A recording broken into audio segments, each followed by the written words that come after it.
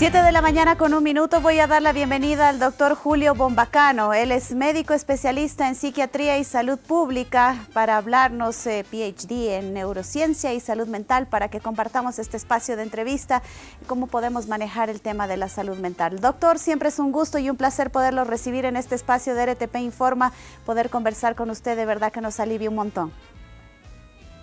Valeria, muy buenos días. Por intermedio suyo, por supuesto, a todos los teleaudientes del canal y del programa. Doctor, ya es una situación por demás complicada. Nos concentramos en que haya la medicación necesaria, que hayan los especialistas, que hayan las pruebas, pero ¿qué pasa con el deterioro de la salud mental? Por supuesto que este es el tema que está vigente desde que se inició la pandemia, va a estarlo también en el futuro. Es extraño lo que está sucediendo en la bitácora de vuelo de nuestra querida nave espacial llamada Tierra. Recuerdo una serie, ustedes eran muy jóvenes, que se llamaba Viaje a las Estrellas, y generalmente en cada capítulo se llenaba la bitácora de vuelo. Este año y más meses extraordinarios realmente en la historia de la humanidad está marcado por muchos detalles y, como decías, de salud mental en particular. Ahora, con la llegada de estas nuevas cepas, escuchaba hace un momento al ministro de Salud, al querido colega Fernando, parecería que es una nueva etapa de miedo. Lo que no comentan, en particular el ministro de Salud, que me llama mucho la atención, es un ministro de Salud, no es un ministro de enfermedad, es que en cualquier pandemia por coronavirus, virus influenza, N1, H1, etcétera, el modo natural en el que se comportan los virus es que van mutando a medida que van pasando los meses. Y estas mutaciones, por supuesto, de manera general, lo que hacen es que sean más infecciosos y menos letales. Una pandemia de estas características siempre dura aproximadamente 2 años, siempre, y luego se cae. Ahora podemos asumir que con la introducción de las vacunas masivamente, este periodo va a ser más corto. Sin embargo, ¿por qué comento esto, Valeria?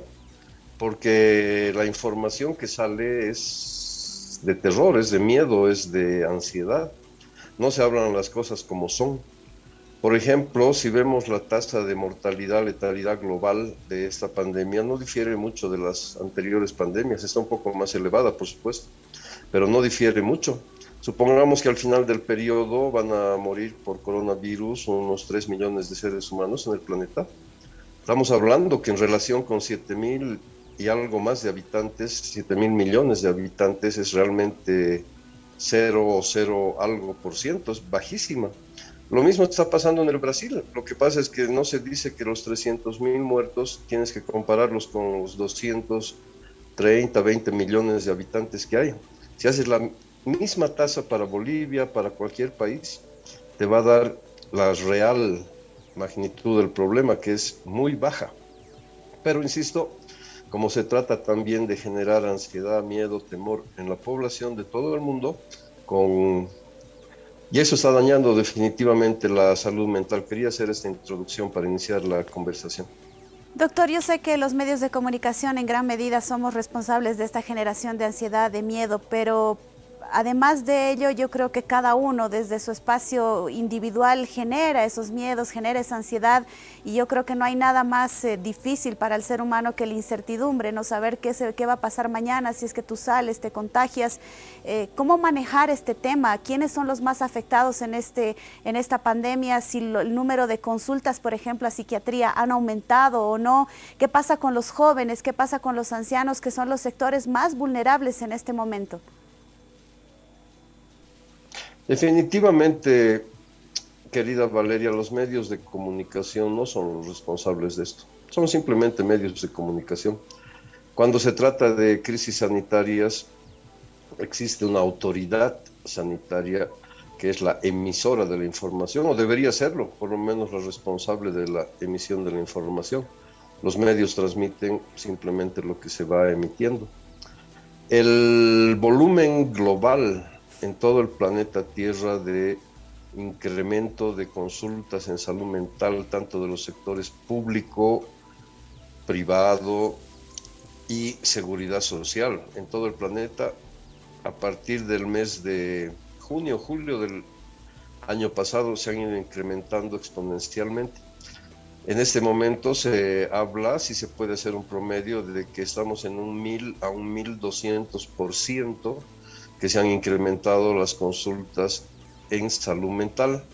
Ya Víctor Zhang, el intensivista estadounidense que habló de las olas del COVID, que no son los rebrotes, por supuesto, que habló de las olas, él ha hablado con mucha claridad de la tercera ola del COVID, que es la de la salud mental, por supuesto, que es donde ya estamos ingresando en este periodo en algunos países, y sin duda hasta finalizar el año todo el planeta va a estar en esa tercera ola de un incremento gigantesco, masivo de enfermedades de salud mental, en particular temas de ansiedad, vinculados a ansiedad, temas vinculados a depresión, etcétera. Y en este momento está siendo afectada transversalmente toda la población, todos los estratos poblacionales, gente adulta mayor, gente joven, adultos, niños, adolescentes, todos están siendo afectados por igual, lastimosamente, Valeria. Doctor, puede que el cuerpo esté bien, esté sano, sin el coronavirus, sin una influenza, sin alguna enfermedad, pero la mente nos juega en contra a través de la preocupación, de esas ansiedades. ¿Cómo manejar, cómo salir de esto, cómo decir realmente estoy bien, tengo ausencia de esta enfermedad, estoy saludable? Sin duda que, dado que el fenómeno que vivimos todos es primero pensar, luego sentir y luego actuar, va a depender de nuestros pensamientos el si generamos o no ansiedad o, en su defecto, tranquilidad, paz, calma. Los pensamientos son los que van generando nuestros sentimientos, definitivamente. Cuando tú estás contaminada de una manera tóxica en tu mente por información catastrófica, información terrible, y no haces un análisis racional de la misma, sino simplemente te dejas influir por ese tipo de toxicidad mental, entonces sin duda que vamos a ir generando sentimientos de ansiedad. Ansiedad es miedo, temor, incertidumbre. Ansiedad es exceso de futuro, preocupaciones, qué va a pasar mañana y si pasa esto y si pasa lo otro. Pero claro, eso ha sido generado por pensamientos. En estos momentos te aseguro que algún ser humano que esté en coma en un hospital no va a tener ninguna ansiedad ni preocupación respecto al COVID, simplemente porque no puede pensar. Este ejemplo extremo que lo hago es ilustrativo para ver cómo podemos controlar individualmente nuestros pensamientos respecto a lo que está sucediendo. Análisis racional, pertenezco o no al grupo de riesgo. Hay casos anecdóticos que no necesariamente tienen que generalizarse. No porque alguien haya fallecido de mi grupo, si yo soy joven, voy a asumir que todos los jóvenes vamos a fallecer. Estaría yendo en contra del método científico, ¿verdad? Estaría tomando un hecho particular para generalizarlo, etcétera, etcétera. Lo que hay que hacer, y que lastimosamente por este bombardeo de redes sociales, de desinformación, por esta pandemia que es en realidad de desinformación, nos impide pensar racionalmente y nos va generando sentimientos de ansiedad, de temor. Doctor, ¿qué edad más difícil para los chicos, para los adolescentes, estar privados de tener que ir al colegio, de socializar, de conversar con los amigos, de tener esa válvula de escape? ¿Cómo manejarnos con ellos?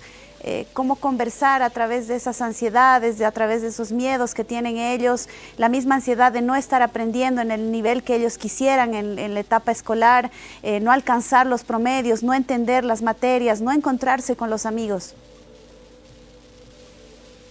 Curiosamente, el grupo en general que menos está siendo afectado a nivel de salud mental durante el periodo de la pandemia es el de niños y adolescentes. Curiosamente, la explicación es que en estas edades la capacidad de adaptación, la capacidad de sorpresa son muy altas. Para ellos, el estar en casa, el estar en su cuarto, en particular los adolescentes, no es ninguna novedad. Tú recordarás que el adolescente siempre tiende a ensimismarse, a estar encerrado, encapsulado en sí mismo. Es una edad especial en ese sentido y por lo tanto no ha impactado mucho en términos de el encierro, la cuarentena. En los niños, dependiendo por supuesto del contexto familiar, las dinámicas, si son familias funcionales o no, se ha dado un fenómeno parecido. Y en términos de la capacidad educativa, de la información que se está recibiendo vía educación virtual, el efecto ha sido mayor a nivel de los universitarios, mucho más que en colegio. En colegio, lastimosamente, en particular en nuestro país, todavía hay una educación vertical, como recordarán, donde se transmite simplemente información y no se educa. Por lo tanto, esa transmisión de información vertical no se ha alterado en gran medida con los medios virtuales que se están usando en este momento. Lo que ha sido interesante de observar es que los que más han generado redes sociales de interacciones virtuales han sido precisamente grupos de adolescentes y de niños. Están interactuando de manera, yo diría, cotidiana con sus pares y claro, no es lo mismo que estar en contacto físico. El mensaje para estos grupos etarios es que son los de menos preocupación. Yo sé que todos los padres, madres están altamente preocupados al respecto, pero han sido los menos vulnerables, en contraste justamente con el grupo de padres y madres que ha sido el más afectado durante la pandemia. ¿Es normal sentir tristeza, angustia, días de llorar demasiado y hay días que uno se siente más optimista, de levantarse mejor? ¿Es normal esto o es que ya debemos acudir a una consulta con un médico especialista? Es absolutamente normal. Los seres humanos tenemos, gracias a Dios, emociones. Nuestras emociones van fluctuando, por supuesto. Hay días en los que podemos sentirnos tristes, melancólicos. Hay días en los que podemos sentirnos alegres, optimistas. Lo importante, querida Valeria, y mediante suyo la población, es entender que estos estados de ánimo deben responder al contexto. Me explico. Si hay algo en mi hogar, en mi trabajo, en el medio ambiente que me esté generando tristeza y me siento triste, esa es una emoción correlativa con la realidad que estoy viviendo. Lo mismo con alegría, con optimismo. Por supuesto que como es tan cambiante la situación en los momentos de pandemia, van a también cambiar las emociones. Pero, muy importante, si es que los estímulos del medio ambiente no son correlativos con mi estado de ánimo, ahí es donde ya debo buscar definitivamente ayuda profesional. Por ejemplo, si me siento triste muchos días y no hay muchos motivos que estén explicando esto, ni en casa, ni en la familia, ni en el trabajo, algo ya está pasando. Lo mismo sucede con la ansiedad. Si estoy demasiado ansioso con algunos ataques de pánico durante muchos días y no hay causa aparente, seguramente que ha habido alguna desregulación biológica, neuroquímica y se está instalando un proceso de enfermedad. Debo acudir de inmediato a solicitar ayuda. Doctor, ¿qué pasa con la gente que ha iniciado, digamos, una medicación psiquiátrica antes de la pandemia y ha tenido que seguir con la medicación o es que la ha descontinuado o no ha podido hacer la consulta necesaria con su médico justamente por estas condiciones de la pandemia? ¿Qué pasa con aquella gente que se ha desregulado, se ha desequilibrado un poco con la medicación? Hemos tenido infinidad de problemas, en particular durante 2020. Porque no solamente se ha dado un desabastecimiento de productos vinculados, productos médicos, digo, vinculados a COVID-19, sino por supuesto que también se ha dado un desabastecimiento de productos vinculados a salud mental. Recordar a la población paceña que durante julio-agosto del pasado año no existía en el mercado prácticamente un ansiolítico, benzodiazepínico y en algunos casos antidepresivos. Ha sido un problema, sin duda, por un lado por el incremento del consumo de la medicación y por otro lado por el desabastecimiento, que no estaba preparada la red de servicios de farmacia, distribución para semejante incremento de la demanda. Lo que nos ha ayudado mucho ha sido el tema de las consultas virtuales. Realmente ha ayudado muchísimo y que en algún momento en la pasada gestión se habilitó el tema de las recetas virtuales, esto para los médicos psiquiatras, ¿no? Porque como saben hay algunos medicamentos que son controlados necesariamente y requieren de receta física. Lastimosamente, el pasado año, desde finales del pasado año, para ser precisos, ya no está vigente este sistema de recetas virtuales, lo cual ha vuelto a complejizar la situación, dada la elevada demanda que se está dando en este momento. Pero muchos pacientes que ya estaban en tratamientos previos o a inicio de la pandemia se han visto seriamente complicados en el seguimiento, en el manejo de sus tratamientos por estos factores y porque definitivamente muchos de ellos no podían asistir a consultas de manera presencial y menos virtual por el incremento de casos y que se ha saturado los servicios de salud mental.